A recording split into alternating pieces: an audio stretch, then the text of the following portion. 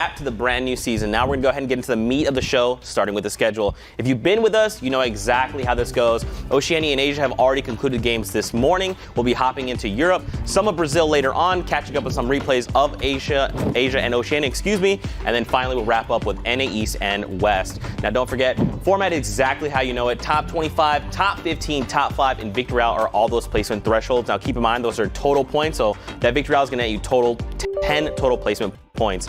Each elim is, of course, worth 1 point. Guys, there's still so much at stake. $1 million every week, and we are halfway through. Don't forget the qualifying spots as well. This is what these guys are fighting for, trying to do everything they can. Right now, we have 8 spots in Europe, 6 in NA East, 2 in West, 1 for Asia, Brazil, and Oceania. Now, don't forget, we're halfway through, right? So we saw players already qualify back in weeks 1 and week 3 of the solo format. Here they are on your screen right now. I mean, the list is pretty lengthy. There's already some slayers going through, some new faces, some familiar. And again, guys, we're only halfway through. It's only gonna get longer this list here, Zeke. It's crazy. You like to see it. Now, of course, as always, you know we like to take to social media just like you guys do. You guys have been amped about not only the new season, but week 5. So we'll take a look at some awesome tweets that have come out. You know, it's really cool. A lot of people, RIP pump, a lot of people getting really excited about qualifiers and, of course, Season 9, all the cool and great stuff. And don't forget, for you guys at home, if you want to be part of this, just use that hashtag Fortnite World Cup. Let us know your thoughts. We'll be asking you questions. Does anyone have a question they'd like to pose first? Anyone? Ooh. All right, Kurt JD steps up to plate. My question is, what is your favorite part of the Season 9 update? Use the hashtag Fortnite World Cup to get involved in the conversation. There you go. The first question of the day. Don't worry, we'll be asking throughout the day more questions. We want to get involved, want to hear from you.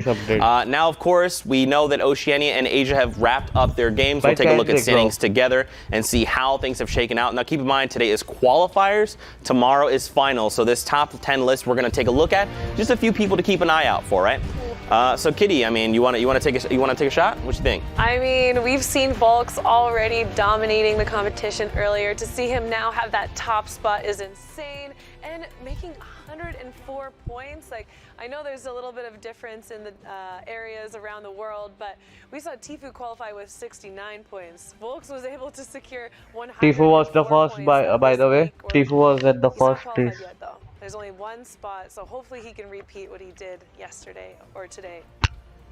This morning. Tomorrow. Oh my gosh, time zone. Time is an illusion. Time zones. Volks was also, he was the wire-to-wire leader during one of the week's finals, and then got to take it away at the last point.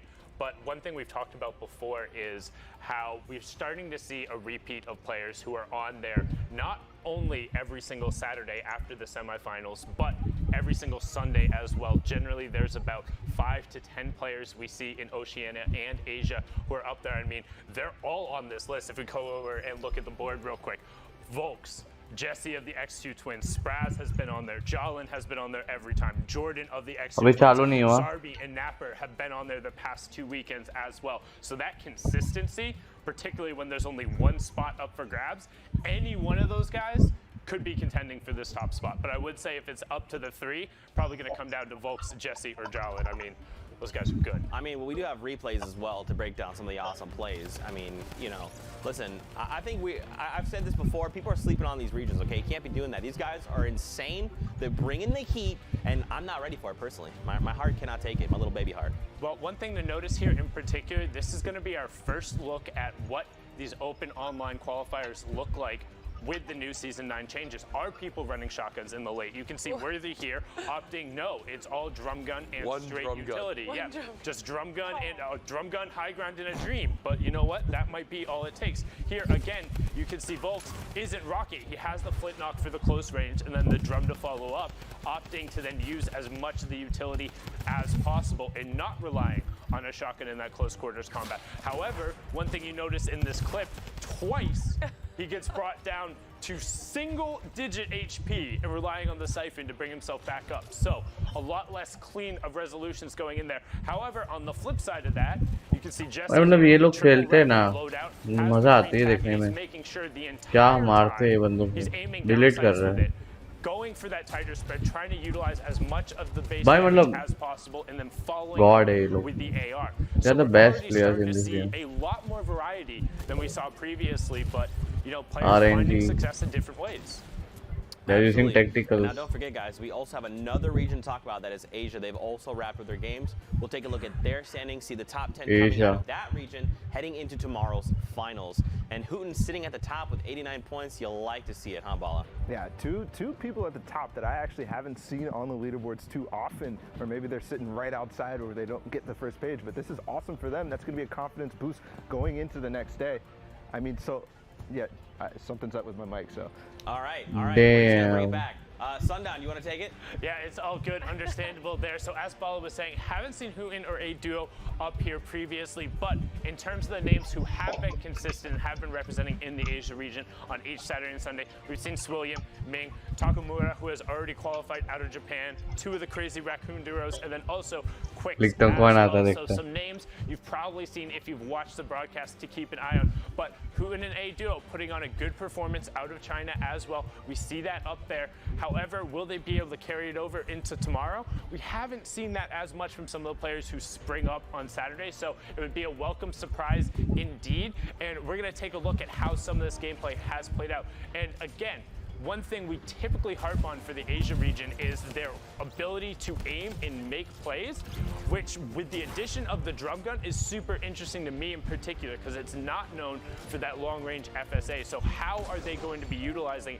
And you can already see Swilliam here dropping down, putting the combat shotgun to work from the mid-range and the close range, utilizing the high rate of fire to make sure he swaps in those shots. Now you can also see A Duo here working his way down the high ground tarp, opting for the blue tack and for that drum gun, and just putting out whatever shots he can. If they're at any amount of range, able to utilize ये game में blue and just end circle में कभी tactical देखी नहीं है जिंदगी में. Across from using the high rate of fire and then constantly checking with the blue tack, seeing if somebody is near him, seeing anything, but not even requiring it, just raining down from above. I mean, I feel like that's probably going to be the story today. A high ground drum gun and a dream, but Hooty's showing that the RPG can also get it done on the high ground here, Z. Yeah, for sure, man. And I think I really like seeing the diversity in gameplay, the diversity in loadouts. Because like we talked about, Season 9 is very big for the comp scene right now, removing and vaulting the pump shotgun. We're going to see things vary. Courage, I know you specifically He died. something to me this morning. You were like, look, double flint knock. It's the meta. Hey, bro. Oh. Hey, listen. Why is it the meta? The weapon's actually so good. They're easy to find, and if I'm being quite honest with you, they're consistent. And that's, I think, a super key thing to have. Double flint knock, drum gun. When you see people using it and they're winning, I want my credit. That is the official Courage JD loadout. So if you see this, you know that as the JD. Thank you. There you go. Giving you the props. Now, ladies and gentlemen, we know what you're here for. You guys are ready for some games. Let's get into it. We've got Bala, we've got Courage. You're going to